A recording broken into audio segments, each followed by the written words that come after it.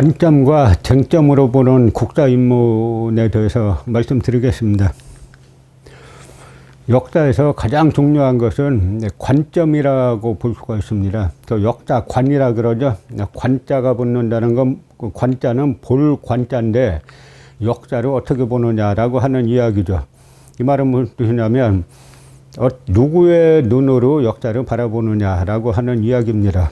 예를 들어서 대일항전기란 용어가 있습니다. 우리가 일본하고 전쟁을 했던 그런 시기란 거죠. 근데 그 시기를 일본 측 입장에서 보면은 자기 자신들이 일본 제국주의가 그 영토를 넓힌 역사죠. 이제 우리의 관점에서 보면 나라를 빼앗겼으니까 그 일본과 싸우면서 나라를 되찾고자 하는 그런 역사죠. 그런데 이제 일제강점기는 한편으로는 빼앗긴 강역을 되찾기 위해서 싸웠던 역사고, 그 다음에 또 한편으로는 역사관을 두고 싸웠던 역사예요. 역사관을 두고 싸웠다라고 하는 이야기는 누구의 관점으로 역사를 볼 것인가, 즉 누구의 관점으로 역사를 해석할 것인가라고 하는 역사 해석권을 가지고 싸웠던 시기죠. 그러니까 대일항전기는 첫째, 빼앗긴 강역을 되찾기 위해서 싸웠던 시기고, 전쟁 시기고, 또 하나는 그 역사를 두고, 역사관을 두고 싸웠던 그런 시기라는 뜻입니다. 그래서 여기 이렇게 보시는 대로 대일항전기 때 상반된 두 역사관을 만든 사람들이 있습니다. 그 하나는 우리가 다 잘 아시는 이제 단재신초 선생이죠. 단재신초 선생뿐만이 아니에요. 대한민국 임시정부 2대 대통령이셨던 백암 박은숙 선생, 그리고 임시정부가 대통령제에서 국무령제로 바뀌었을 때, 요즘식으로 하면 대통령제에서 의원내각제로 바뀌었을 때 이제 책임 총리를 국무령이라고 했는데 초대 국무령이셨던 석주 이상용 선생, 뭐 이런 분들이 다 역사갑니다. 그래서 이분들이 단재신초 선생으로 대표되는 독립운동가 겸 역사가들이 바라본 역사가 하나 있습니다. 같은 시기에 여기 이렇게 보시는 것처럼 조선총독부 조선사편수회 야유회가 있죠. 조선총독부 조선사편수회라는 조직은 이름 자체가 뭐 편수회 이런 게 들어갔기 때문에 역사 연구기관이 아니냐 이렇게 생각하실 수가 있는데, 내부를 조금 뜯어보면 그런 조직이 아니에요. 이 조선사편수회 회장이 누구냐면 조선총독부 정무총감입니다. 총독부 정무총감은 그 총독부 2인자죠. 2인자인데 요즘으로 치면은 국무총리, 그 다음에 행자부 장관, 뭐 법무부 장관, 이런 자리를 다 한 손에 쥔 그런 이제 막강한 자리죠. 그러니까 사실상 총독은 전체를 그 총괄하는 것이고, 정무총감이 핵심적인 국정은 다 그 장악하고 있기 때문에 어떤 측면에서는 정무총감이 더 핵심이라고 볼 수도 있습니다. 이 정무총감이 조선사편수의 그 회장이에요. 그리고 그곳의 고문에, 조선사편수의 고문에 이완용 같은 매국노들이 들어가 있었고, 일본 도쿄의 도쿄제대 교수들이 들어가 있었습니다. 그들의 지시를 받아가지고 이들이 정해놓은 틀 내에서 한국사를 갖다가 일본 제국주의의 침략 이론에 맞게 그 변질시켰던 곳이 바로 조선사편수회죠. 그래서 이렇게 야유회 가서 조선 기생 일본 게이샤 불러다 장구치고 술 먹으면서 놀면서 우리 역사를 갖다 왜곡시켜 놨죠. 문제는 지금 우리가 이 단재신초 선생으로 대표되는 독립운동가들의 역사관을 계승하고 있느냐, 아니면은 이 조선총독부 조선사편수회의 역사관을 계승하고 있는가를 질문해야 됩니다. 제 강의를 들으신 분들은 뭐 다 아시겠지만, 우리가 현재 계승하고 있는 대한민국의 세층 말하는 강단사학계, 역사학계를 다 장악하고 있는 강단사학자들이 대변하는 역사는 바로 이 조선사편수회의 역사죠. 그 단적인 예가 그런 게 있어요. 이 사람들은 그 한국의 각 대학 역사학과를 100% 장악하고, 그 다음에 국사편찬위원회, 동북아 역사재단, 한국학중앙연구원, 교육부, 문화재청, 국립중앙박물관 뭐 이런 곳들을 다 장악한 사람들인데요. 총론으로는 항상 우리는 식민사 극복했다 이렇게 말합니다. 또 우리는 임나일본부를 극복했다 이렇게 말해요.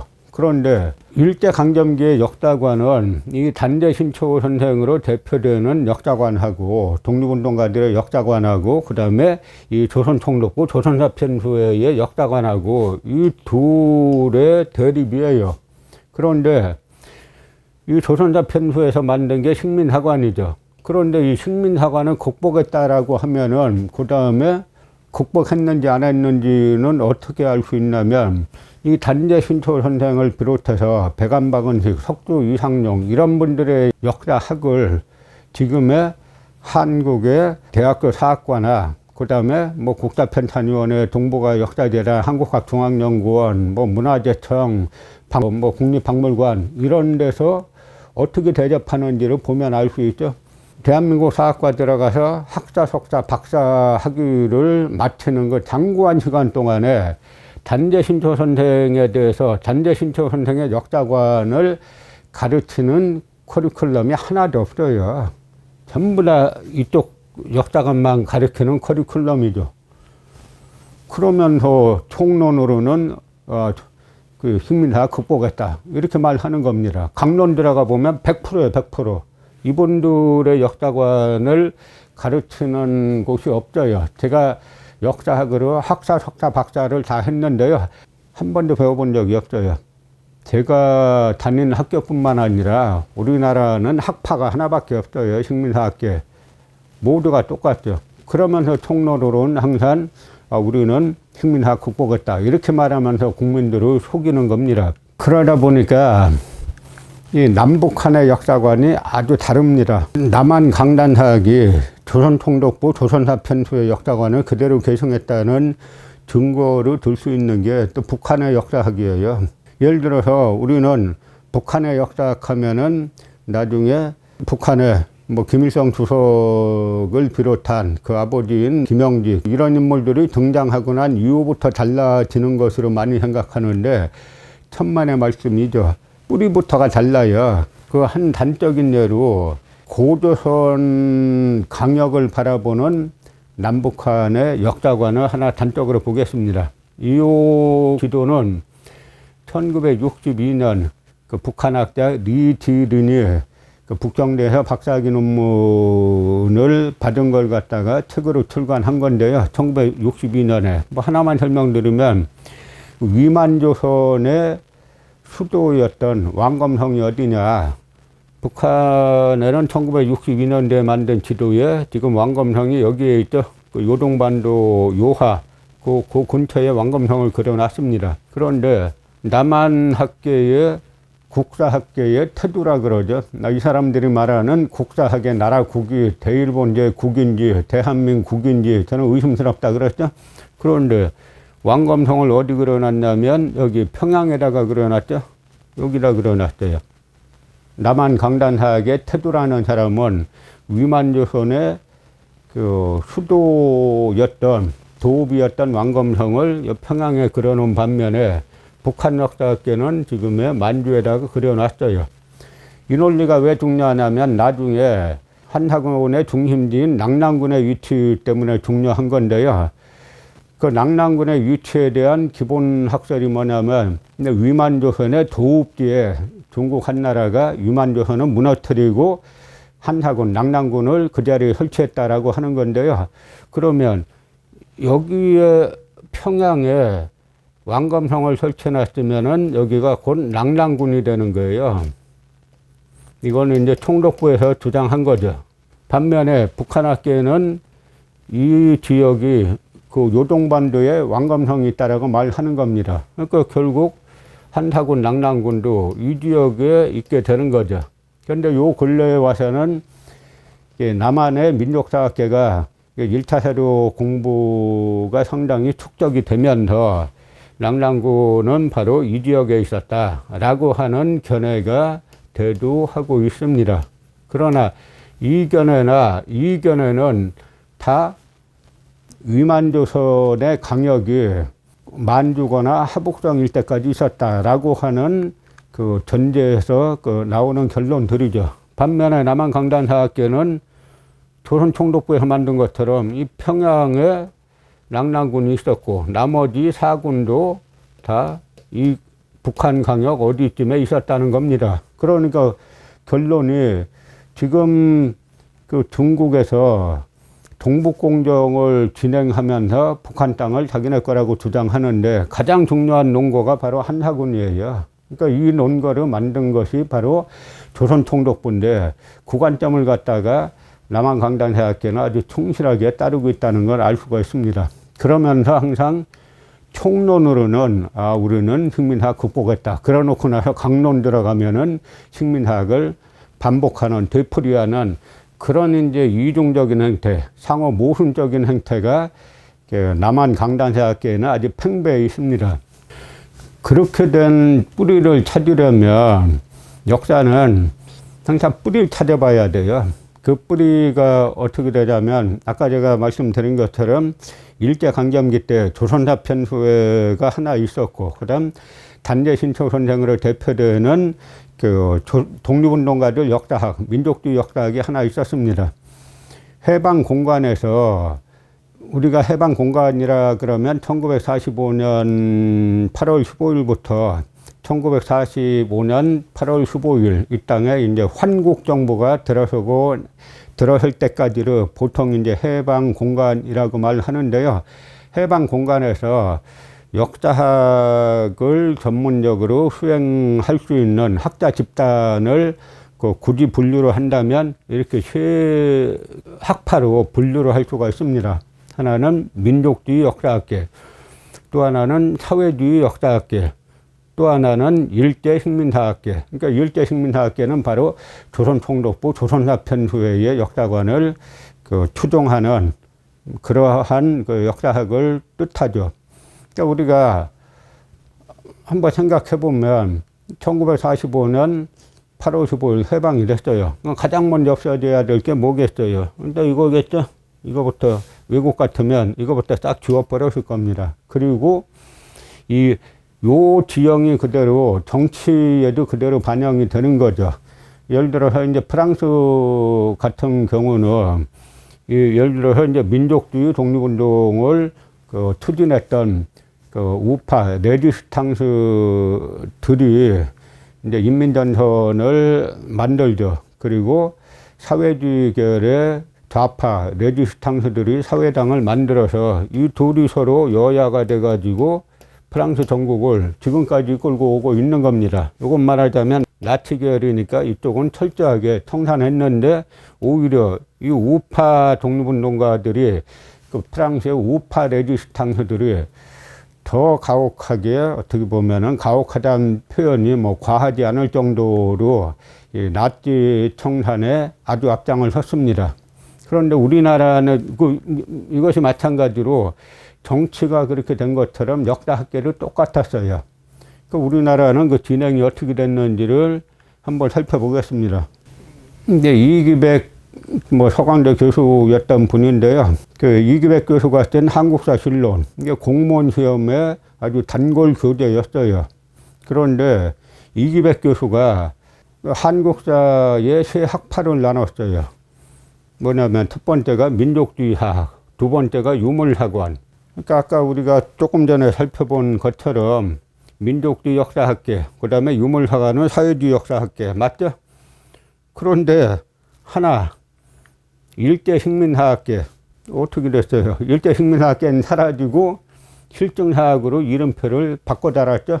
그러면서 이 마치 조선총독부 역사관이 실증사학인 것처럼 이름표를 갈아 달고 그 다음에 국민들을 지금까지 무려 태방 76년 넘도록 속여오고 있는 겁니다. 그런데 이기백이 말하는 실증사학은 뭐냐면 이렇게 말했어요. 이기백 씨는 이에 대해서 실증사학은 한국사의 발전을 어떤 선입견을 가지고 이에 맞추어서 보는 것에 반대하였다. 오히려 실증적인 태도로 객관적인 사실을 정확하게 인식함으로써 한국사의 올바른 이해에 접근할 수 있다고 주장하였다. 말을 읽어보면 뭐 말이 되는 것 같지만 이게 말이 된다고 생각하세요? 실증적인 태도로 객관적인 사실을, 그것이 객관인지 주관인지를 어떻게 판단합니까? 여기에서 말하는 건 뭐냐면 어떤 선입견을 가지고 뭐 이야기는 막스의 그 역사 발전 5단계설이 있죠. 뭐 공산주의 사회부터 쭉 해가지고 있는 역사 발전 5단계설을 그 선입견을 가지고 이에 맞춰보는 것에 반대하였다는 거예요. 그러니까 느닷없이 일제 식민사학계가 마치 그 사회주의 역사학에 반대한 것처럼 자기 자신들을 포장하고 이 조선총독부 역사관을 실증적인 역사, 그 다음에 객관적인 사실인 것처럼 포장해가지고 지금까지 오고 있는 겁니다. 각 학파들의 운명이 어떻게 됐는지를 한번 살펴보겠습니다. 첫 번째, 이제 민족주의 역사학계를 살펴보면, 그 역사관은 독립운동가의 역사학을 계승한 거예요. 그래서 해방 이후에 주요 역사학자들은 뭐 위당 정인보, 민해 안재홍, 뭐 희산 김성학 등이고, 뭐 함석헌 선생도 여기에 들어간다면 들어갈 수가 있죠. 그런데 이들은 대부분 6.25 때 그 정인보 선생이나 안재홍 선생이 다 6.25 때 납북되죠. 그러고 나서는 해방 공간에서 또 친일 세력이 미군정하고 뭐 이승만 정권하고 손잡고 그 독립운동가를 탄압하면서 이 학파가 사라졌어요. 그래서 남한에는 이 학파를 계승하는 제도권 대학의 사학과나 학회가 하나도 없어요. 심지어 현재 현상이 어떠냐면, 아까 그 낙랑군의 위치, 그 북한 학계에서는 이미 1962년에 요동에 있었다라고 정리를 했죠. 남한 학계는 아직도 평양이라는 겁니다. 그런데 만약에 낙랑군의 위치가 요동이나 하복정에 있다라는 논문을 쓰면은 남한 학계에서는 그 논문 통과가 안 돼요. 그 논문 실을 때도 없어요. 논문 내봐야 100% 탈락합니다. 그러면서 총론으로 식민사 극복했다라고 하는 게 이제 남한 역사 학계죠. 그래서 남한에는 이 독립운동가 역사관을 계승하는 그 대학 사학과가 빵개예요. 하나도 없습니다. 일부 이제 민족사학계에서 계승하려고 노력하고 있는데, 그래서 이쪽이 일제 식민사학을 가장 강하게 비판하죠. 그 일제 식민사학의 핵심이 몇 가지가 있는데, 예를 들어서 뭐 한학은 한반도설, 낙랑군 평양설이죠. 그 다음에 임나가 가야설이라는 임날본부설 비판하고, 그 다음에 고려광역이 지금의 압록강 서쪽에서 함경도까지 걸쳐져 있었다라고 하는 고려광역 그 반도 3분의 2설, 뭐 이런 것들 반대하고, 뭐 독도가 일본 거다라고 하는 학설에 반대하는 그런 대한민국 입장에서는 당연히 이쪽 학파가 한국 역사학계의 주류가 돼야 되는데, 한국 역사학계에서는 이 학파를 계승하거나 이 학파의 역사관을 가르치는 대학사학과가 빵개라는 사실이죠. 그 다음에 이 사회주의 역사학계는 또 사회경제사학계로 불렸어요. 왜냐하면 일제강점기에 주로 이제 막스의 사적 유물론의 토대를 두고 경제사를 공부를 많이 해가지고 경제사를 주로 서술을 했습니다. 그래서 이제 사회경제사학파라고도 불렸는데, 막시즘을 추종했던 그런 학파죠. 그 주요 학자들이 뭐 백남훈, 김석형, 박시영, 전석담 등 당시에 대단히 유명했던 역사 학자들인데요. 이들은 1946년에 이제 북조선 임시인민위원회 김일성 위원장이 파견원을 보내서 초청을 합니다. 그러니까 대부분 여기에 응해가지고 월북을 하죠. 당시 이제 미군정 때 상당히 사회가 혼란스러웠죠. 그러다 보니까 그 북한에서 파견원을 보내가지고 우리가 곧 이제 김일성 대학을 만들 건데 이 김일성 대학에 사학과 교수로 와달라라고 합니다. 그래서 올라가가지고 이들을 주축으로 조선 역사 편찬위원회를 만들죠. 그래서 이 사회주의 역사학계가 북한으로 올라가가지고 북한 역사학의 뿌리가 되죠. 그런데 남한에는 또 이학파를 개성하는 대학이나 학회도 또 하나도 없어요. 아까 민족주의 역사학계나 이 사회주의 역사학계는 전부 다 일제에 맞서서 항거하다가 대부분 감옥 갔다 온 그런 독립운동가들이죠. 비록 이제 정치적 입장은 민족주의와 사회주의로 나눌 수 있지만 일제와 항거했다는 점에서는 다 이제 같은 그런 이제 독립운동 세력이라고 볼 수 있습니다. 근데 이들은 유물사관과 그다음에 고대사, 주체사관을 중시하는데요. 낙낙은 평양설, 임나 가야설 비판하고 고려강역을 압록강에서 함경도 남부로 축소한 조선총독부의 역사관을 반대하죠. 그러니까 이 부분에 있어서는 조금 아까 우리가 살펴본 그 민족주의 역사학계와 역사관이 상당히 대동소이하다라고 볼 수가 있습니다. 또 하나가 바로 세 번째 일제식민사학계인데요. 지금 요 일제식민사학계를 갖다가 남한의 강단사학에서는 이름표를 실증사학 이렇게 바꿔 달았죠. 이 역사관은 조선총독부 역사관을 추종합니다. 그래서 총독부 조선사 편수의 출신인 이병도와 신석호가 주축이죠. 그래서 이들은 바로 이 총독부 역사학은 그냥 분단사학이라고 보면 딱 맞는데 분단 상황의 최대 수혜자가 됐어요. 그러니까 한국이 예를 들어서 해방됐을 때 미국과 소련이 각각 자기의 국익을 위해서 우리 38조선은 그거 가지고 나누지 않았습니까? 그렇게 나누지 않았으면은 이 분단 장사꾼들이 이 분단에 계승해가지고 그 다음에 다시 이 친일파들이 마치 이제 반공투사인 것처럼 그 자기 자신들의 신분 세탁을 해가지고 정권을 다시 잡는 그런 일이 벌어지지 않았다면 이 학파는 해방공간에서 완전히 사라졌을 그런 학파죠. 그런데 이들이 이름을 실증사학으로 딱 바꿔 달고 남한의 역사학계를 100% 장악했어요. 이병도, 신석호 이 두 친일 반민족 행위자를 중심으로 100% 장악했어요. 그래서 우리 사회에 다른 분야에는 뭐 보수 진보도 있고 좌우도 있는데 이 역사학계 분야는 없어요. 마치 있는 것처럼 국민들을 후기는데 막상 핵심 부분에 가서 물어보면 어떻게 생각하나 하면 다 식민사학입니다. 그 조선총독부에서 만든 역사관은 아직도 정설로 떠받들려. 그래서 낙랑군은 평양에 있었고 한사군은 북한에 있었다 주장하고 임나는 가야다라고 주장합니다. 그래서 반대학자는 모두 제거 또는 추방하죠. 이들이 얼마나 규정력이 강하냐면 여기에 반대하는 낙랑군 평양설, 임나 가야설 여기에 반대하는 논문을 내면 통과 자체가 안 되는 그런 현실이죠. 그러니까 한 예를 들어보면 저 동북아 역사재단에서 일본 구구파들의 성서인 일본 서기 번역본을 냈어요. 세 권으로. 그런데 나라돈 갖고 냈죠. 그런데 그 고대 한일 관계에 대해서 가장 많은 논문을 쓴 분이 고 최재석 고려대학교 명예교수입니다. 사회학과 교수죠.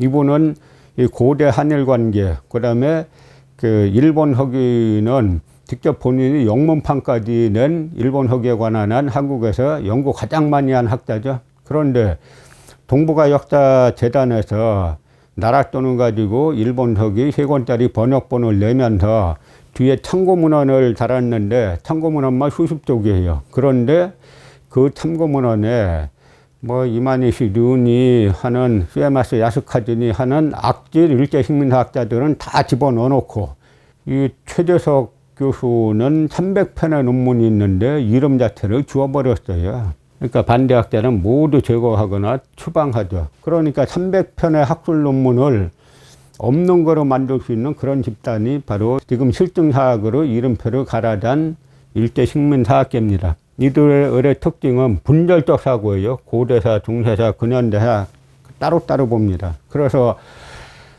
심지어 저에 대해서 비판하는 사람들, 학자들 비판이 뭐냐면 근현대사를 박사학위 받고는 왜 고대사 하냐 이거예요. 그러니까 역사학자가 당연히 근현대 전공했죠. 그 다음에 역사학자니까 중세사도 하고 고대사도 하는 게 당연한데 이 동네는 그거 하면 큰일 나요. 왜 큰일 나냐면 이 역자를 갖다가 역자는 역자관이라고 할 수 있는 거는 관점을 가지고 보면 고대사를 보는 관점, 중세사 보는 관점, 근현대사 보는 관점이 다 같아야 됩니다. 근데 여긴 다 따로따로 봐요. 그래야 식민사학이 유지가 되는 겁니다.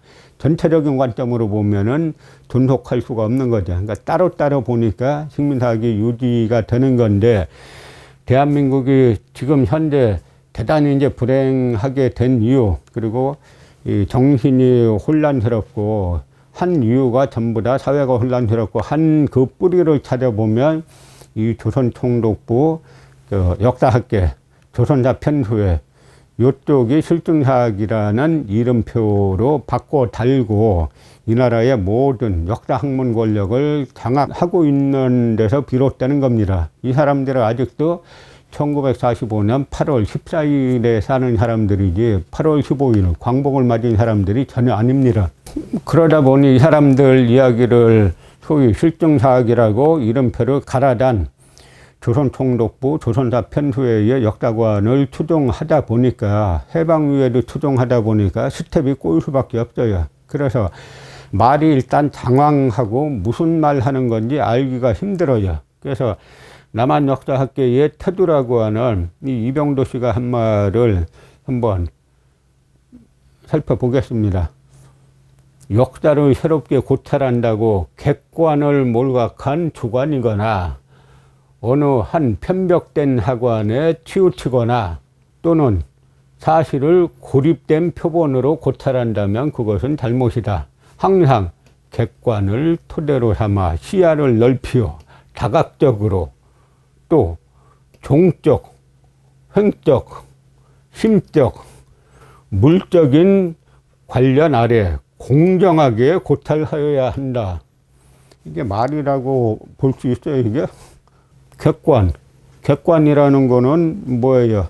예를 들어서 뭐 자동차를 보고 아 저건 자동차다 그러면 객관이라고 볼 수가 있죠. 그러나 그 자동차를 누가 만들었냐, 일본산이냐 한국산이냐 뭐 디젤이냐 휘발유냐 이런, 그때부터는 객관에서 조금 벗어나게 되는 거죠. 이 사람들이 말하는 객관은 뭐냐면 조선총독부 역사관을 말하는 거예요. 조선총독부 식민사관이 객관이라는 거죠. 그래서 그것이 바로 공정하게 역사를 고찰해 보니까 아, 총독부 식민사학이 맞다. 이것이 바로 실증사학이다. 라고 말한 거예요. 그러니까 이 사람들은 내용 없는 걸 갖다가 마치 내용이 있는 것처럼, 그러니까 이 기모노나 유카다를 입고 싶은데 이 사람들 즐겨 한복 입고 다녔어요. 그러다 보니까 정체성이 서로 안 맞아요. 안 맞다 보니까 뭐 종적, 횡적, 심적, 물적 관련 아래 공정하게 고찰해야 한다. 이렇게 이제 하나마나한 말들을 갖다 이제 늘어놓죠. 그런데 이렇게 이병도란 사람의 이력을 대략 이렇게 살펴보면 와세다대를 나왔죠. 그러니까 일대 식민사학에 천병이 있어. 하나는 독교대 동경제대고, 민간대학으로서는 그 밀립대학으로서는 그러니까 이 사학으로서는 와세다대가 아주 핵심 역할을 했습니다. 그 다음에 만주철도 뭐 지리연구실 이런 데가 아주 핵심 역할을 했는데 와세다대를 나왔죠. 그래서 중앙고등보통학교 교사를 하다가 총독부 조선사 편수의 수사관이 됐어요. 아, 자기는 그냥 차려 보러 총독부 왔다 갔다 했다라 그랬는데 이 집안에서 세운 비문에 보면 조선총독부 수사관 이렇게 딱 써놨어요. 이 관자 들어가는 거는 5급 이상이 돼야 관자 들어가죠. 그러니까 자기는 뭐 돈 받지 않고 촉탁으로 자료 보러 그 총독부 조선사 편수에 왔다 갔다 했다 그랬는데 자기네 집안에서 세운 그 비문에 그 수사관이라고 관자를 딱 붙였어요. 총독부 수사관이라고. 서울대 사학과 교수, 대학원장, 심지어 문교부 장관하고 학술원 원장을 20여 년이나 역임했습니다. 그래서 감히 이 이병도의 역사관을 비판하면은 학계에서는 그 누구도 살아남을 수가 없는 그런 구조를 만들어 놨습니다. 이 사람들이 겉으로는 자기네는 정치와 한 발 떨어져 있는 척을 했죠. 근데 천만의 말씀이에요. 너무나 정치하고 밀접하게 그 관련이 돼 있었는데 그것도 항상 안 좋은 쪽하고 관련이 돼 있었죠. 예를 들어서 이 김창룡이라는 사람이 있어요. 1920년에서 1956년까지 살았는데 그 일제 그 헌병 출신이죠. 그러니까 일제 강점기 때 헌병으로서 독립운동가 잡아서 고문하던 이제 그런 인물인데, 그 해방 이후에 아주 날개에 달았죠. 그래서 육군 특무 부대장을 하는데, 현재로 치면은 그 보안사, 기무사 그 사령관을 했어요. 그런데 아주 이 김창룡이 1956년에 아침에 출근하다가 여기 김창룡 소장, 육군 특무부대장 피격해가지고 괴한에 총탄받고 절명했는데, 이때 이 사건 일어나니까 대부분의 사람들은 잘 죽었다 그랬어요. 워낙 이 여러 사건을 가지고, 저 당시에 전가의 보도가 너 빨갱이지라고 죽이는 게 전가의 보도인데, 워낙 많은 사람들을 갖다가 이승만 여건의 반대파를 갖다가 다 빨갱이로 몰아가지고 무수히 많이 죽였던 그런 인물이죠. 그런데 이 김창룡의 비문을 뜬 사람이 이병도예요. 여기 문학박사 이병도 지음 이렇게 되어 있죠. 그런데 이 비문의 내용을 한번 보죠. 조국 치안의 중책을 띠고 반역분자 적발에 귀재의 영명을 날리던 고 육군 특무대장 김창룡 중장은 이제 소장에서 죽으면서 승진했죠. 이 출근 도중 돌연 괴한의 저격을 입어 불행히도 순직하였다. 이 참변을 듣고 뉘안이 놀래고 슬퍼하자. 아, 이런 변이 있을까? 나라의 큰 손실이구나 함이 이구동성의 외침이었다.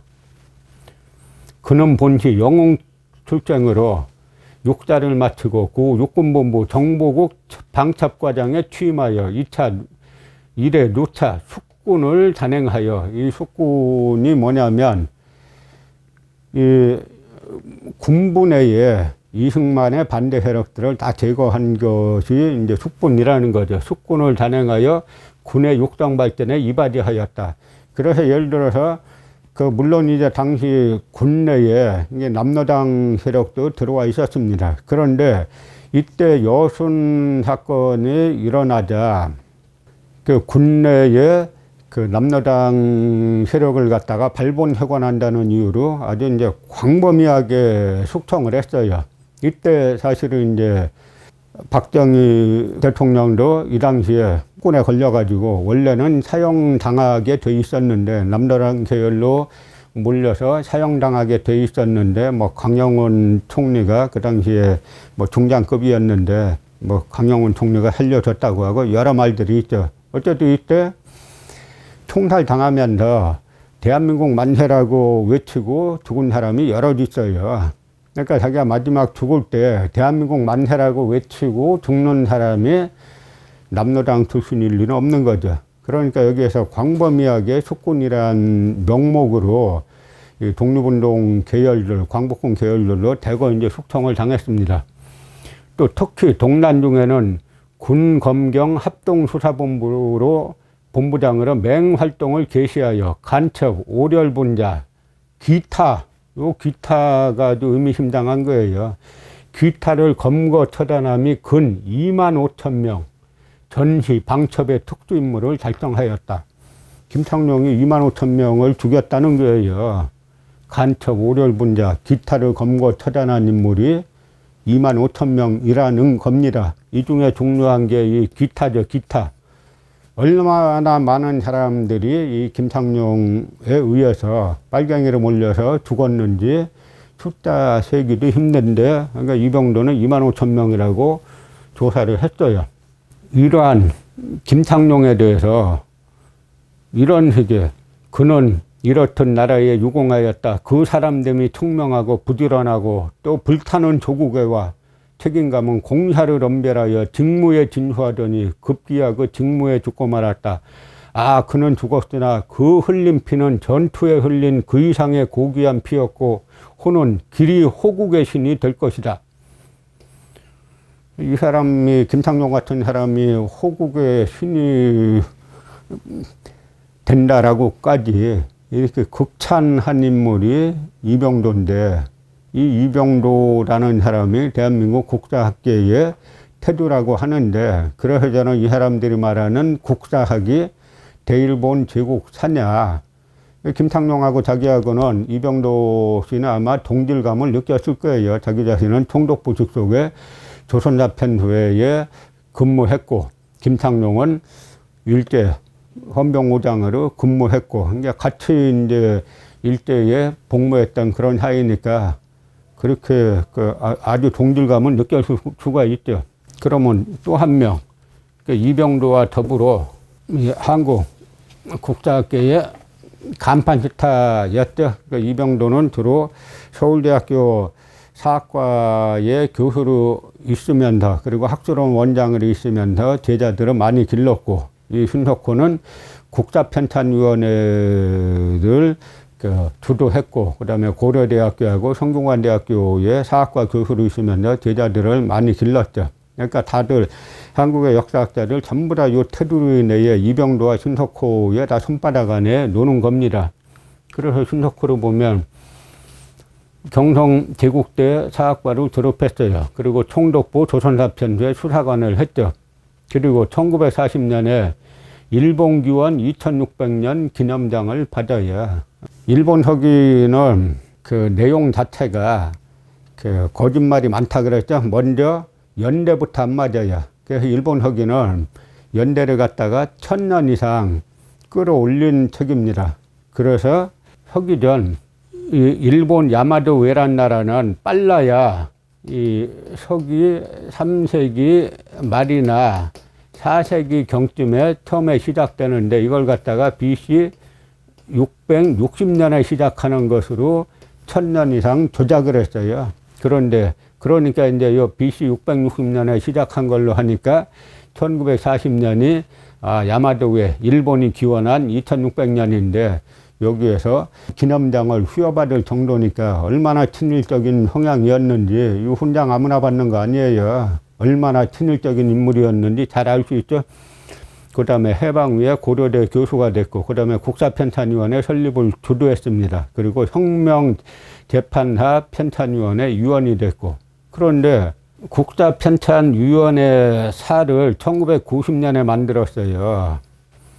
국사편찬위원회 사, 자기네 국사편찬위원회의 역사죠. 그러니까 한가람 연구소사 뭐 이런 건데, 그런데 1990년에 만들면서 이 신석호의 국사편찬위원회 재직기간을 1929년 4월부터 1965년 1월 25일까지로 적어놨어요.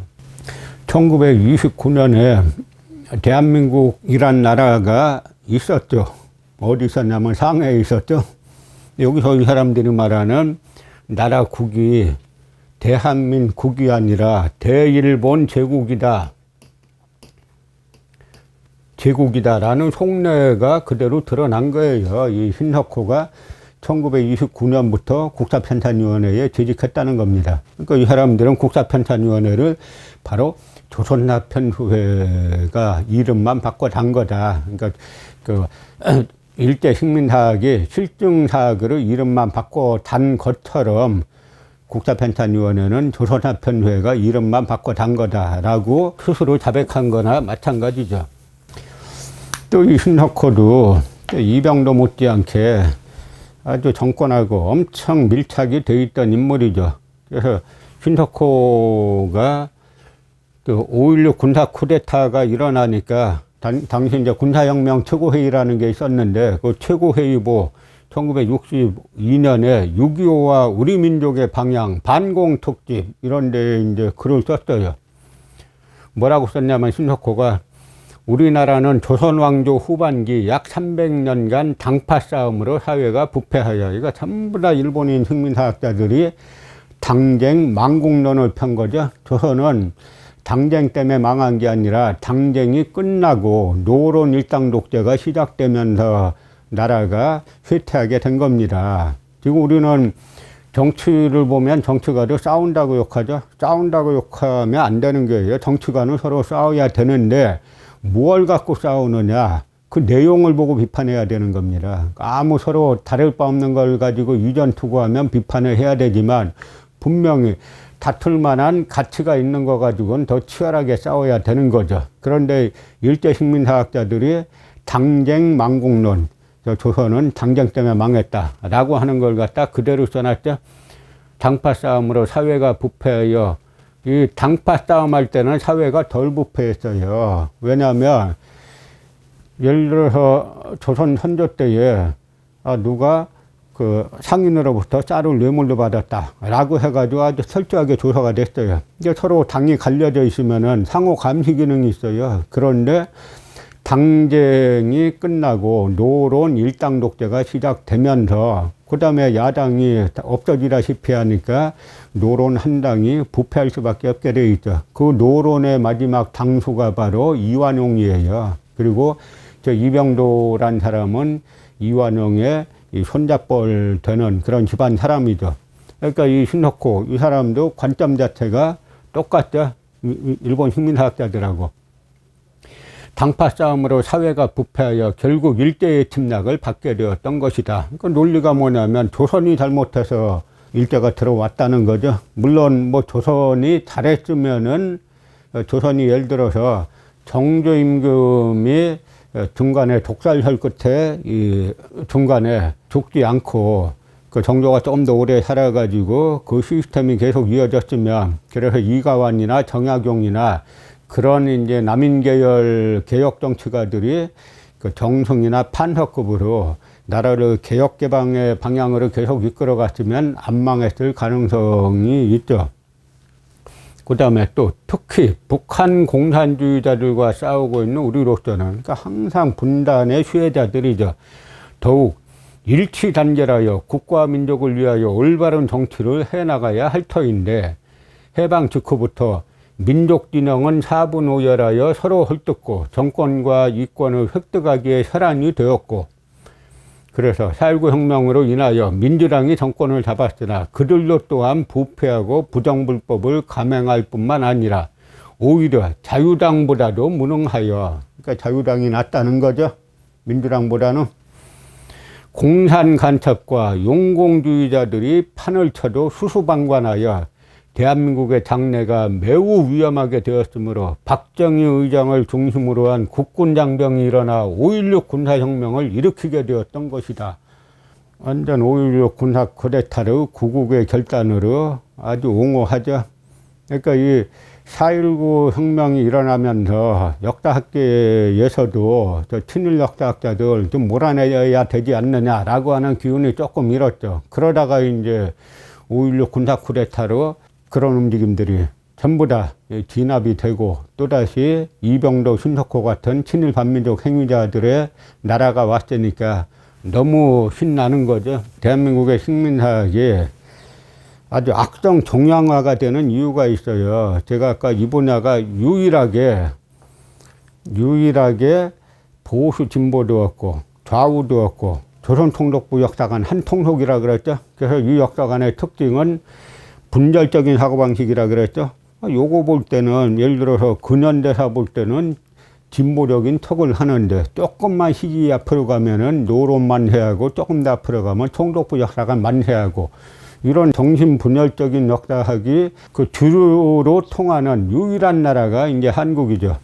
그 한례가 이 신석호의 수제자가 이제 강만길 교수인데, 고려대 교수인데, 아주 뭐 진보학계의 수장이라고도 말하죠. 그런데 저는 이 말은 강만길 자신이 쓴 역사가의 시간이라는 자기 자서전에서 신석호에 관한 부분을 갖다가 일부만 그대로 인용을 한 겁니다.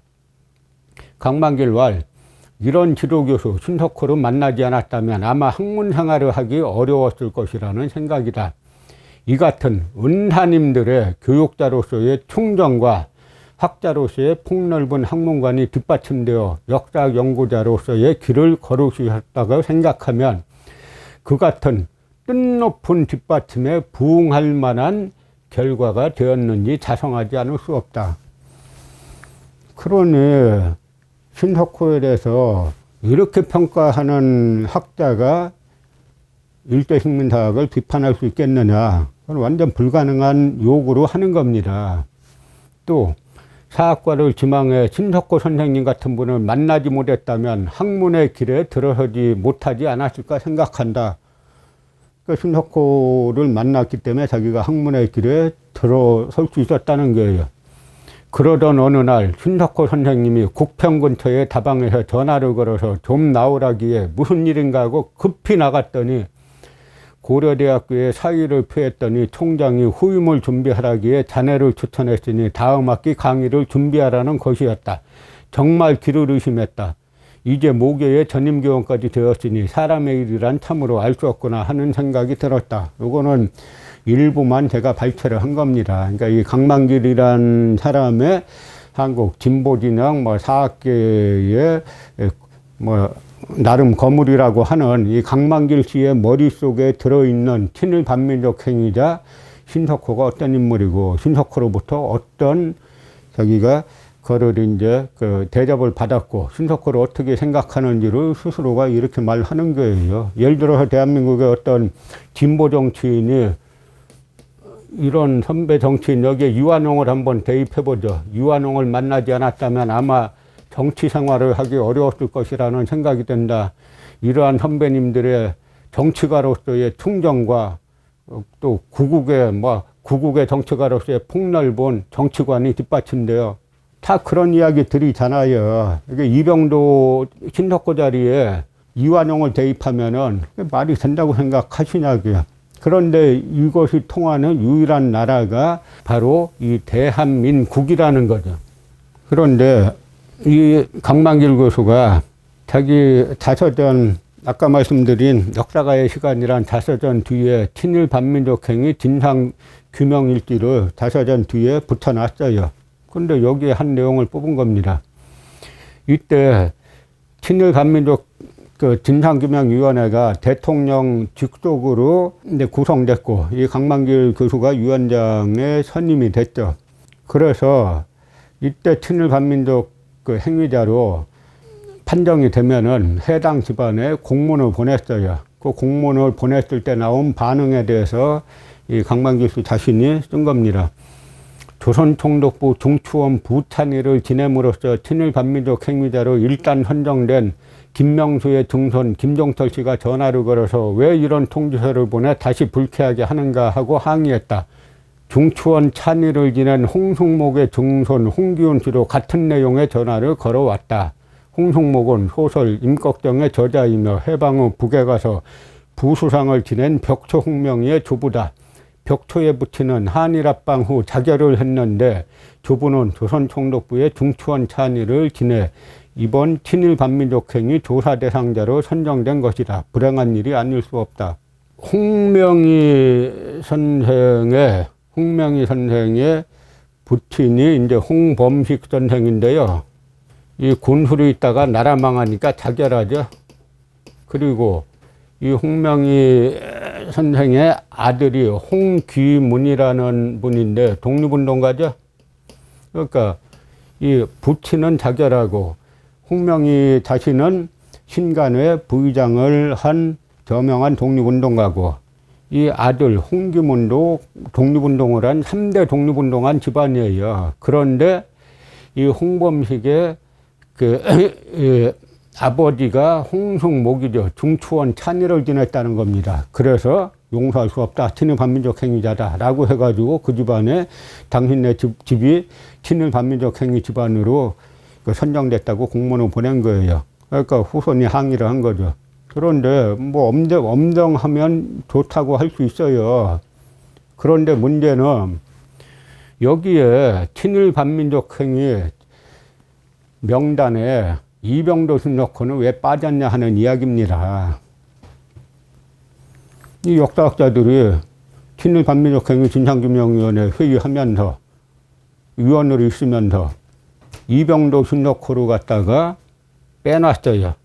흔히들 이병도 신석호도 들어있지 않냐라고 하는데, 그거는 민간단체에서 만든 사전에 들어가 있는 거고, 국가에서 만든 이 당시 이 강만길 씨가 위원장으로 있던 친일 반민족 행위 진상규명위원회에서 넣은 선정한 친일파 명단에는 조선총독부 조선사편후회에 근무했던 이 사람들이 빠졌어요. 그래서 이 당시에 이 명단 발표됐을 때 어떤 기자가 저한테 전화를 걸어왔어요. 어떻게 생각하시냐고. 그래서 제가 딴 건 차치하고 역사학자 중에서는 보니까 이능화 씨만 들어갔던데 이능화 씨 들어간 이유를 보니까 조선사 편수에 근무했다고 집어넣었더라. 그런데 조선사 편수에 근무한 사람을 넣으려면 다 넣든지 아니면은 그 중에 선별하려면 죄질이 안 좋은 사람을 내야 되지 않냐. 근데 이능화 씨는 그 대일항전기 때 뭐 글들을 쓴 게 조선 여속고, 말하자면 조선 여성사죠. 그 다음에 조선 해오화사, 뭐 조선 기생사, 조선 무속고, 이래서 상당히 민중적인 역사학자예요. 총독부 역사관하고는 직접 관련이 없습니다. 역사 이론으로 보면. 그런데 이병도 순덕호는 아주 악질적으로 이 총독부 역사관을 갖다가 전파한 그런 인물들이죠. 그런데 이런 인물들은 딱 빼놓고 이능화 씨는 거기다가 이런 3대 독립운동한 집안에 이 홍성목까지 집어넣어가지고 집안에 공문을 보내고 이 집안에는 안 보내고, 왜냐? 자기네 스승이라는 거죠. 그러니까 이 구조가 얼마나 이 사람들의 이 구조, 이들이 취사 선택하는 정의 실현보다 더 안 하는 것보다 더 안 좋은 게 선택적인 취사 선택하는 그런 정의예요. 그러면 여기서 이들은 다 빠져나가죠. 그러니까 지금의 남한의 역사학계가 지금 총체적으로 붕괴하고 있는 상황인데요. 그 이유가 바로 이런 이유 때문에 그러는 겁니다. 해방 이후에 당연히 해방과 동시에 우리의 역사관을, 우리 민족의 역사관을 갉아먹었던 친일 반민족 행위자들을 처단했어야 되는데, 처단하기는커녕 노무현 정권 때까지 이 사람들이 역사학계를 뭐 100% 장악하고 있으니까 선택적으로 누군 봐주고 누군 빼고 해가지고 이 3대 독립운동가 집안은 뭐 중추원 찬이가 뭘 했는지, 중추원이란 기관은 그냥 자문기관이에요. 근데 뭐 안 했으면 더 좋겠지만 뭐 어쨌든 한 건 사실이죠. 그러면 중추원 찬이가 더 친일 반민족 행위자인지, 조선총독부 직속의 조선사 편수회에서 우리 역사를 난도질한 이병도 순덕호가 더 친일 반민족 행위자인지는 더 물어보지 않아도 뻔하죠. 그럼에도 불구하고 우리나라는 이 사람들을 보호하는 거대한 하학계의 카르텔이 있죠. 그래서 이 카르텔을 비판하는 순간 사람들의 태도가 돌변해요. 저한테 여러 사람이 얘기합니다. 이 강만규 교수와 비슷한 역사관을 가졌다는 사람들에 대해서 질문을 해요. 우리가 총독부 역사관하고 그렇게 싸우는데 저 사람들 태도가 이상하다는 거예요. 당연히 총독부 역사관하고 싸우면은 이쪽을 지지할 것 같은데 아니라는 거죠. 저 식민사학을 지지한다는 거죠. 그 구조적 뿌리의 하나가 바로 이런 데 있다라는 걸 우리가 보고 있는 겁니다. 그러니까 우리는 지금 대한민국에 있는 역사학과 뭐 사학과 교수들의 관점으로 한국사를 바라보면 총독부 역사관으로 이어지게 됩니다. 그래서 우리는 이들을 뛰어넘어서 제가 아까 말씀드린 백암 박은식 선생, 석주 이상용 선생, 무원 김교헌 선생, 시산 김성학 선생, 단재 신초 선생, 무수히 많아요. 이런 분들의 역사관으로 우리 역사를 바라보는 것이 이 국자에 대한 눈을 새롭게 뜨는 첫걸음이다 라는 말씀을 드립니다.